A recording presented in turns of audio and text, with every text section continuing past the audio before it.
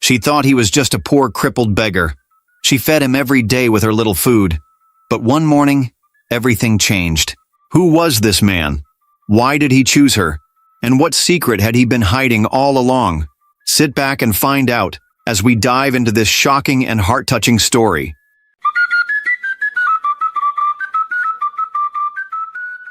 This is the story of a poor girl named Esther and a crippled beggar everyone laughed at. Esther was a young woman, just 24 years old. She sold food in a small wooden shop by the roadside in Lagos. Her stall was made of old planks and iron sheets. It stood under a big tree where many people came to eat. Esther didn't have much. Her slippers were worn out and her dress had patches, but she was always smiling. Even when she was tired, she greeted people kindly. "Good afternoon, sir. You're welcome," she would say to every customer. She woke up very early each morning to cook rice, beans, and yam porridge. Her hands worked fast, but her heart was slow with sadness. Esther had no family. Her parents died when she was young. She lived in a small room not far from her shop. No light, no potable water. Just her and her dreams. One afternoon, as Esther wiped her bench, her friend Mama Titi walked by. "Esther," Mama Titi said, "why are you always smiling when you are struggling just like every one of us?" Esther smiled again and replied, "Because crying will not bring food to my pot." Mama Titi laughed and walked away, but her words stayed in Esther's heart. It was true. She had nothing. But she still gave people something to eat, even when they couldn't pay. She didn't know her life was about to change. Every afternoon, something strange happened at Esther's shop. A crippled beggar would appear from the corner of the road. He always came slowly, pushing his old wheelchair with his hands. The wheels made a rough sound on the stones. Creak, creak, creak. People passing by would laugh or cover their noses. "Look at this dirty man again," one boy said. The man's legs were wrapped in bandages. His knicker were torn at the knees. His face was dark with dust. His eyes were tired. Some people said he smelled. Others said he was mad. But Esther never looked away. She called him Papa J. That afternoon, as the sun burned hot above, Papa J pushed his wheelchair and stopped beside her shop. Esther looked at him and said softly, "You're here again, Papa J. You didn't eat yesterday." Papa J looked down. His voice was low. "I was too weak to come," he said. "I have not eaten in 2 days." Esther looked at her table. Only one plate of beans and yam was left. That was the food she wanted to eat herself. She paused for a second. Then, without a word, she picked up the plate and placed it in front of him. "Here, eat," she said. Papa J looked at the food, then at her. "You're giving me your last plate again?" Esther nodded.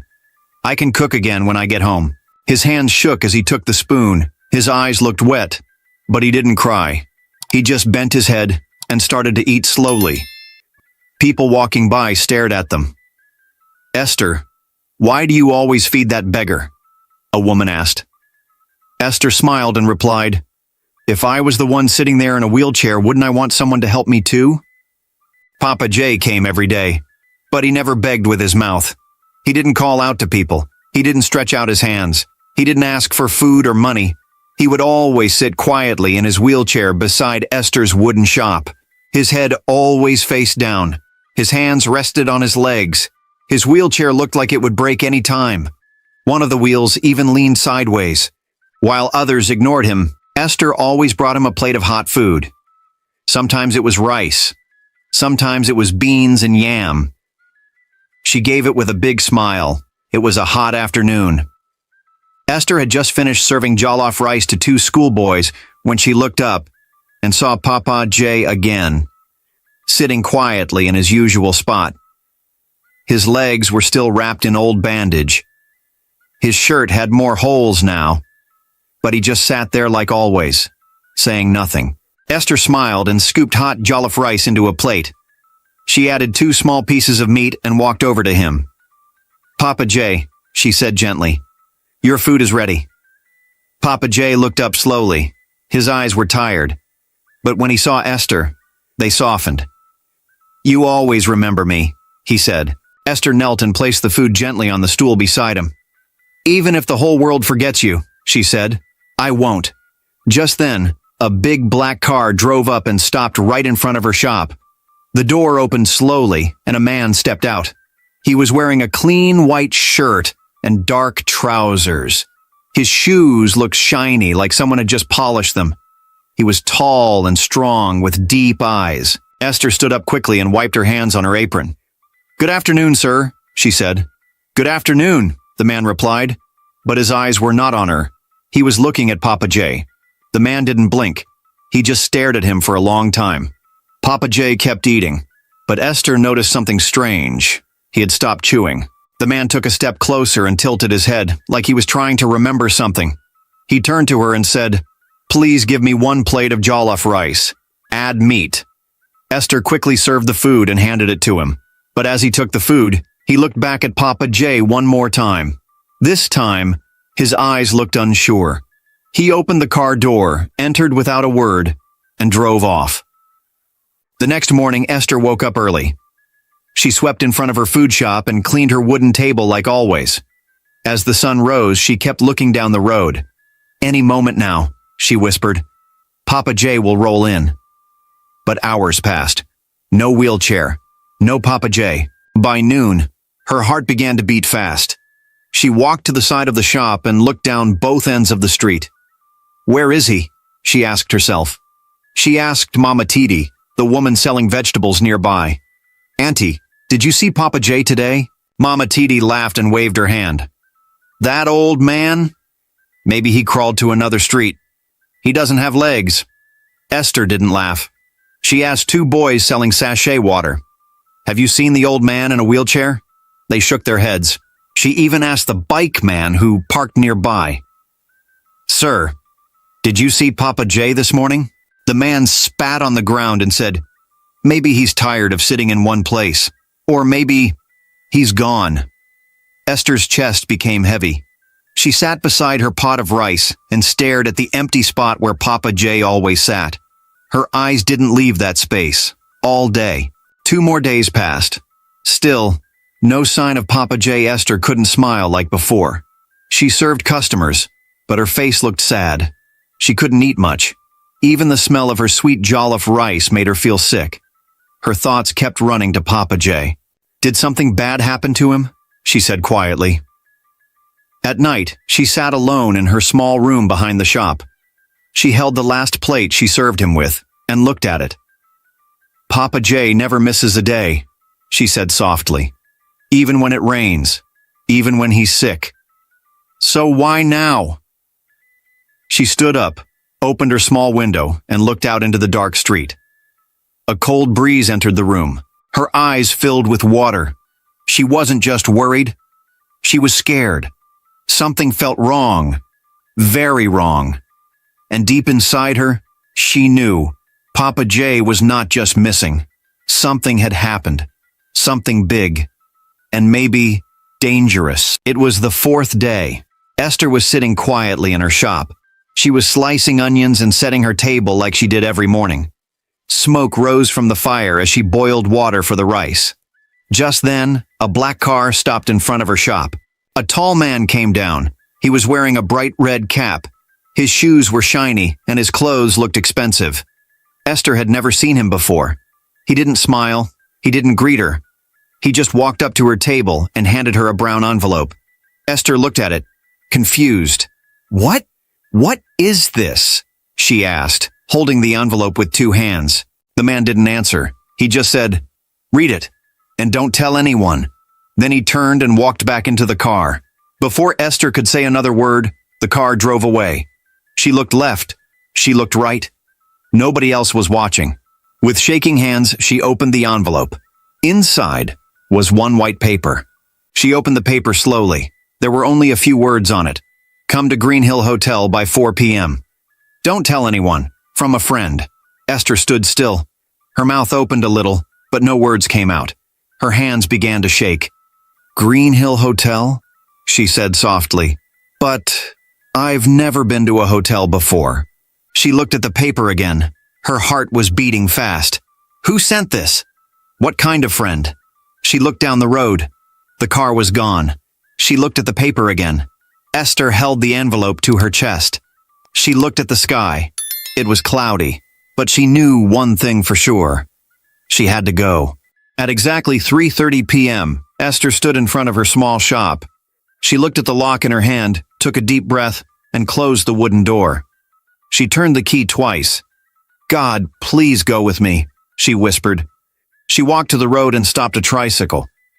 "Green Hill Hotel," she told the driver. As they drove through the busy Lego street, Esther held the brown envelope tightly in her hand. Her heart was beating fast. She didn't know who sent the letter. She didn't know what would happen. But something inside her told her this was not an ordinary day. After some minutes, they reached the hotel gate. Esther looked up. The building was very tall, with windows that looked like glass. The walls were clean. The front door was big and shiny. Everything around her felt like a dream. 2 security men stood by the gate. One of them wore dark glasses. He looked at Esther and stepped forward. "Good afternoon, madam," he said. "Who are you here to see?" Esther opened her mouth slowly. I got this letter," she said, showing him the paper. "It says I should come here. My name is Esther." The guard took the paper, looked at it, then smiled. "Oh, Esther, someone is waiting for you inside," he said. "You can go in." Right away, a man in a black suit came out from the glass door. He walked to Esther. He didn't say much. "Come with me, please," he said, and began walking back inside. Esther followed him. Her legs felt weak, but she kept moving. The man in black led her through a long hall. Then he stopped at a tall brown door. He turned to her and said, "Someone is waiting inside." Esther's heart beat louder. She looked at the door. Then she looked at the man. "Can I go in now?" she asked. The man nodded. "Yes, just go in. You're safe." Esther took one deep breath. Then she pushed the door open. Her eyes went straight to the man sitting in a wheelchair in the middle of the room. She froze. Her mouth opened. Her hands began to shake. "Papa J," she said, holding her chest. But this man didn't look like the poor man who used to sit beside her shop. His hair was neat. His face was fresh. He wore a white shirt with gold buttons. A shiny wristwatch was on his wrist. He was still sitting in a wheelchair, but it looked different, clean and polished. He didn't look weak or tired. He looked calm and powerful. He gave her a slow smile. "Esther," he said softly, "come in." Esther couldn't move at first. Her heart was beating fast. She looked at him again. "Papa J, is this really you?" she asked. The man looked into her eyes. "Yes, Esther, it's me." He pointed to the chair across from him. "Please sit," he said kindly. Esther slowly sat down, still looking at him like she was dreaming. "My name is not Papa J," he said gently. Esther blinked. "It's not?" He nodded. "My real name is Chief George. I am a billionaire." Esther put both hands on her lap. She stared at him, shocked. "A billionaire?" she asked in a low voice. Chief George nodded. "Yes, I own many companies. I have built houses, schools, and hospitals. I've made a lot of money over the years." Esther looked confused. "But why did you pretend to be poor?" He smiled again, but this time his eyes looked serious. "I wanted to see the real heart of people. I got tired of people helping only when they think someone is watching. I wanted to meet someone who helps just because it's the right thing to do." Esther's eyes became wet. "You gave me food," he continued. "You gave it with joy. You never asked me for anything. You didn't laugh at me or walk away." He looked at her kindly. "That is why you are here. Every year, I choose 10 people who show true kindness. I help them become millionaires, because people like you can help others too." Esther was still in shock, thinking about all that Chief Jasper had told her. Chief George gave a small smile. Then slowly, he placed both hands on the arms of the wheelchair. Esther leaned forward, watching him. And then, he stood up. Her eyes opened wide. Her mouth fell open. You can walk?" she asked in shock. Chief George nodded. "Yes," he said softly. I can walk. Esther leaned back, still looking at him like she had seen a ghost. But why sit in a wheelchair all this time? She asked. He looked into her eyes and replied, I wanted to see if anyone would still care for me. Even when I looked broken, I wanted to know who had a good heart. Esther's lips began to shake. Her eyes became wet. A tear dropped. She said in a low voice, I didn't help you because I wanted anything. I didn't know you were rich. I just felt it was the right thing to do. Chief George smiled again and walked closer. That's exactly why I chose you, he said. Chief George stood quietly for a moment, looking at Esther with kind eyes. Then he said, Esther, follow me. There is a place I want to show you. She looked up, surprised. A place? Yes, he said with a smile. I want to show you something. It's part of your reward. You have a good heart, and people like you deserve good things. Esther stood up slowly. Okay, she said, her voice calm but unsure. Chief George turned and opened the door. Esther followed him. The hallway was quiet. 2 men in black suits were already waiting outside the door. They nodded at Chief George and walked behind them. Esther looked around. Everything still felt like a dream. When they stepped outside, her mouth opened wide.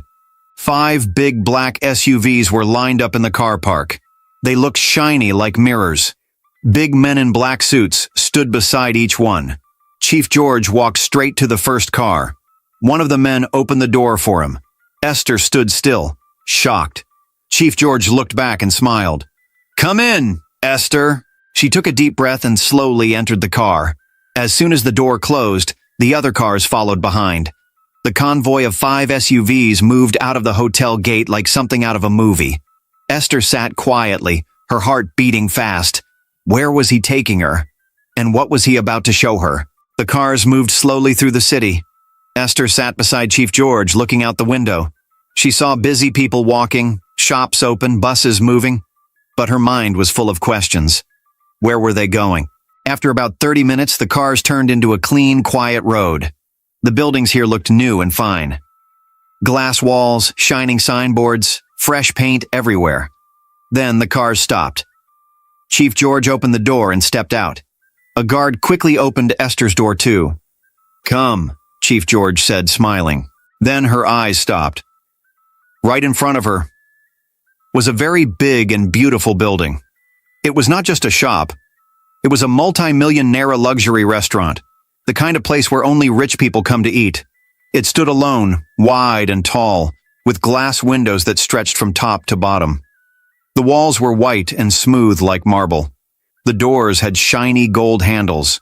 There were flowers at the entrance. Esther's mouth opened. She had never seen anything like this in her life. But what shocked her the most was the signboard. It said, Esther's Place, home of sweet meals. Esther took a step back. She looked at the sign again to be sure her eyes were not playing tricks. Is this real? She asked in a low voice. Chief George nodded gently. Yes, it's yours. Mine, she whispered. He reached to his pocket and pulled a bunch of keys, stretched it towards Esther and pointed at the door. Go inside. Esther collected the keys and walked slowly to the door. Her hands were shaking. She opened it. What she saw inside made her cover her mouth. The floor was shining. The chairs were big and soft. The tables looked like they were made from glass and gold. There were lights on the ceiling that looked like stars. The air smelled fresh. Everything was new and perfect. There was a big kitchen at the back. Inside, she saw gas cookers, clean pots, deep freezers, fridges, and even uniforms for workers. She turned slowly to look at Chief George. Her eyes were full of tears. You bought all this. For me? Chief George walked in and stood beside her. Yes, he said softly. You fed me with your small money when you had nothing. Now I want to give you a place where kings and queens will come to eat. You will never suffer again. Esther dropped to her knees. Her hands covered her face. She was crying, but they were happy tears. I don't know what to say, she said. You don't need to say anything. Chief George replied. Your kindness already spoke for you. From that day, Esther became the boss of a big food plaza in Lagos. It was not like her small roadside shop anymore. This place was grand. The floors were shiny. The walls had fine lights. The chairs were soft and clean. Music played softly in the background. People felt peace once they stepped in. She didn't cook anymore. She didn't serve food. Professional cooks handled the kitchen. They wore white coats and hats. Waiters wore fine uniforms and smiled as they served food. Esther just sat in her office upstairs. Her name was on the door. Her picture was on the wall. Everyone respected her. But even with all the money, comfort, and fame, she never forgot where she came from. She never forgot Papa J, and she never forgot how kindness changed her life. One morning, her manager walked into her office. Madam, he said, the food truck is ready. Esther stood up. Let's go, she said. Outside the restaurant, a big white van was waiting. On the side of the van was a name, Esther's Food Love, feeding the hungry. Esther had started a charity. Every week, her food trucks went around the city. They gave free food to poor people, under the bridges, near bus stops, around markets. People lined up with smiles. Some had no shoes. Some were children. Some were old men. Esther walked to each one and handed them warm food. She said, Eat well. You are not forgotten. One of her workers whispered, Madam, why do you do this? Esther looked up slowly. She touched her chest softly. Kindness brought me here, so I must send kindness out again. The worker nodded quietly, and as they all watched the people eat and smile, the sun shone gently on Esther's face. She looked up at the sky and whispered, Thank you, Chief George. Thank you for seeing me. Then she turned, walked back to the van, and drove off to feed the next street. Her life had changed forever, but her heart stayed the same.